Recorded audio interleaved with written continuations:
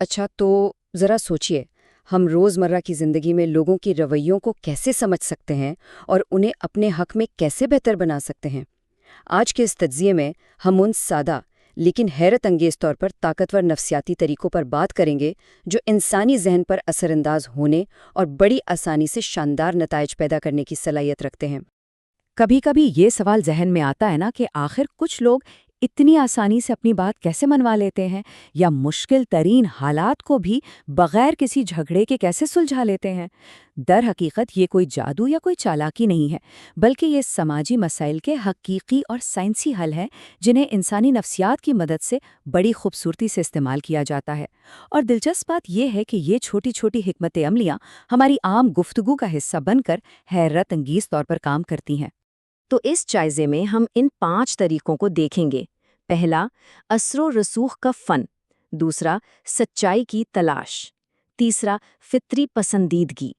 چوتھا، غصے کو نرمی سے ختم کرنا۔ اور پانچواں، یادداشت کا فائدہ۔ چلیے پہلے حصے سے شروعات کرتے ہیں، اثر و رسوخ کا فن، یعنی سیدھے لفظوں میں کہیں تو اپنی بات پر رضامندی حاصل کرنا۔ تو رضامندی حاصل کرنے کا یہ عمل آخر کام کیسے کرتا ہے؟ بڑا ہی دلچسپ ہے۔ پہلا قدم ایک ایسا سوال پوچھنا ہے جس کا مطلوبہ جواب اس بات یعنی ہاں میں ہو، لیکن اصل کمال دوسرے قدم میں چھپا ہے۔ سوال پوچھتے وقت آہستہ سے، تقریباً نامحسوس ہونے والے انداز میں اپنا سر ہاں کے انداز میں ہلانا چاہیے۔ اب یہاں غور طلب بات یہ ہے کہ یہ ہلکی سی جسمانی حرکت سننے والے کے لاشعور یعنی سب کانشیس پر براہ راست اثر انداز ہوتی ہے اور اسے خود بخود پیش کردہ بات سے متفق ہونے پر مجبور کر دیتی ہے۔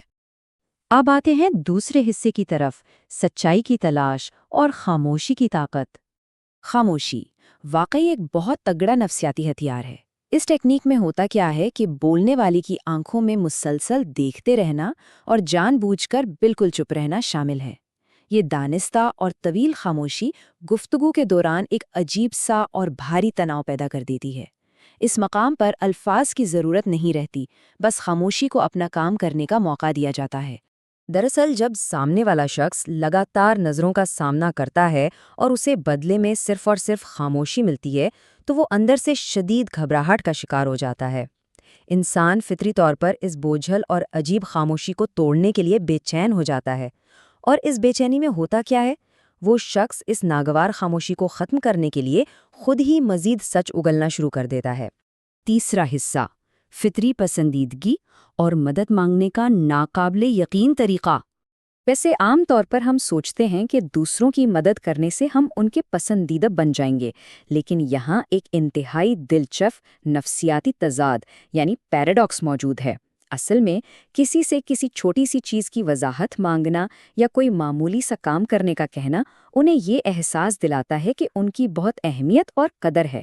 جب کسی بھی انسان کو یہ محسوس ہوتا ہے کہ اس کی صلاحیتوں کو تسلیم کیا جا رہا ہے تو وہ لاشعوری طور پر مدد مانگنے والے کا ہمدرد بن جاتا ہے، اور یوں بغیر کسی محنت کے ایک فطری پسندیدگی پیدا ہو جاتی ہے۔ چوتھا حصہ، غصے کو ختم کرنا اور بحث کو نرمی سے سمیٹنا۔ ذرا سوچئے، 2 مختلف رد عمل کتنے حیرت انگیز نتائج پیدا کر سکتے ہیں۔ ایک طرف وہ ٹپیکل دفاعی اور جارحانہ رویہ ہے جو بحث کو مزید بھڑکا کر آگ میں گھی کا کام کرتا ہے، اور دوسری طرف ایک حیران کن حد تک نرم اور مہربان رد عمل۔ جب غصے میں بپھرے ہوئے انسان کو جوابی غصے کے بجائے ایک انتہائی پیاری اور نرم بات سننے کو ملتی ہے تو یہ غیر متوقع رویہ اسے بالکل شجدر کر دیتا ہے، اور یہی حیرت اس کی تمام تر دشمنی اور غصے کو اسی وقت ٹھنڈا کرنے کا باعث بنتی ہے۔ پانچواں اور آخری حصہ، یادداشت کا فائدہ، یعنی پہلے یا آخری کا اصول۔ ہمارے دماغ کا ڈیٹا پروسیس کرنے کا ایک مخصوص لیکن انتہائی اہم پیٹرن ہے۔ مثال کے طور پر دن کا آغاز یعنی صبح 9 بجے کا وقت انتہائی یادگار ہوتا ہے، پھر دوپہر 1 بجے کے قریب ہونے والے واقعات عموماً دماغی تھکاوٹ کی وجہ سے آسانی سے بھلا دیے جاتے ہیں، لیکن پھر شام 5 بجے یعنی دن کا اختتام دوبارہ ذہن میں بالکل واضح طور پر نقش ہو جاتا ہے۔ یعنی دماغ روزمرہ کے واقعات کو پروسیس کرتے ہوئے کسی بھی سیریز کے سب سے پہلے اور سب سے آخری حصے کو بہترین انداز میں محفوظ رکھتا ہے۔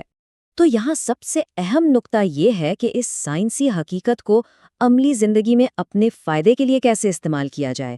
مثال کے طور پر اگر کسی امیدوار کا انٹرویو سب سے پہلے یا سب سے آخر میں ہو تو اس بات کے امکانات بہت زیادہ بڑھ جاتے ہیں کہ انٹرویو لینے والے کے ذہن میں اس کی یاد باقی لوگوں کی نسبت زیادہ دیر تک نقش رہے گی۔ یہ حکمت عملی اس بات کا بھرپور فائدہ اٹھاتی ہے کہ انسانی دماغ روزانہ کی بنیاد پر معلومات کو کس طرح ترتیب دیتا ہے۔ اس سارے تجزیے کے بعد ایک انتہائی گہرا اور سوچنے پر مجبور کرنے والا سوال پیدا ہوتا ہے۔